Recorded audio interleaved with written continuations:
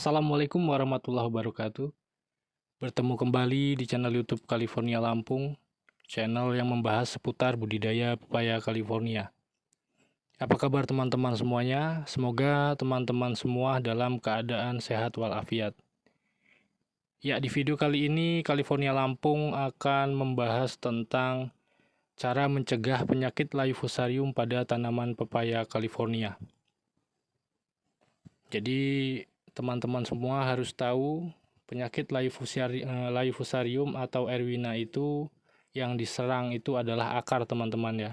Awalnya dari akar baru ke daun, mulai layu dan menguning dan rontok teman-teman. Jadi langkah pertama yang harus kita lakukan adalah rutin menabur kapur dolomit. Jadi yang kita gunakan yang pertama itu adalah kapur pertanian dolomit. California Lampung biasa menggunakan merek Kebun Mas teman-teman ya. Jadi kita rutinkan untuk penaburan kapur dolomit agar pH tanahnya itu selalu netral antara 6-7, jangan sampai pH tanahnya terlalu tinggi. Bisa dilakukan 1 bulan sekali. Jika curah hujan sangat tinggi, lakukan 1 bulan 2 kali teman-teman. Karena penyakit layu fusarium itu menyerang akar dari tanah teman-teman ya, dari tanah yang kadar asamnya terlalu tinggi atau dari tanah yang terlalu lembab. Jadi untuk penyakit layu fusarium ini sangat-sangat berbahaya untuk tanaman pepaya teman-teman. Yang tadinya hanya terserang 1-2 pohon satu malam itu bisa satu tempat atau satu kebun itu terserang semua. Jadi lebih baik kita mencegah daripada mengobati teman-teman. Karena apa? Jika kita mengobati itu nantinya walaupun tanaman bisa sembuh, tidak akan normal seperti tadinya teman-teman. Jadi kita lakukan penaburan kapur dolomit jika curah hujan tinggi, lakukan 2 minggu sampai 1 bulan sekali.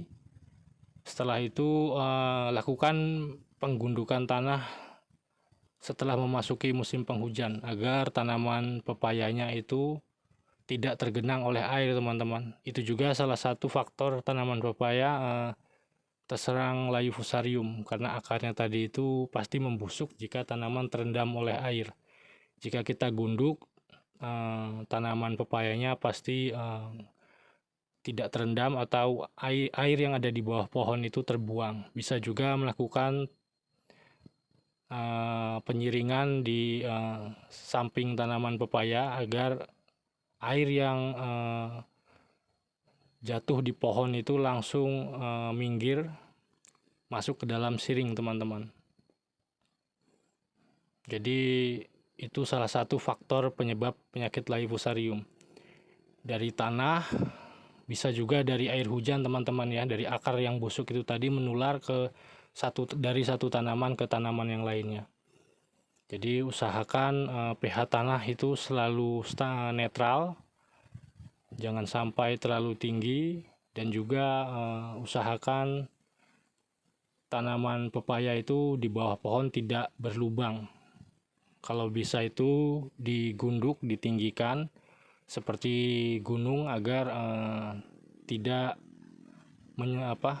tanamannya tidak terendam oleh air.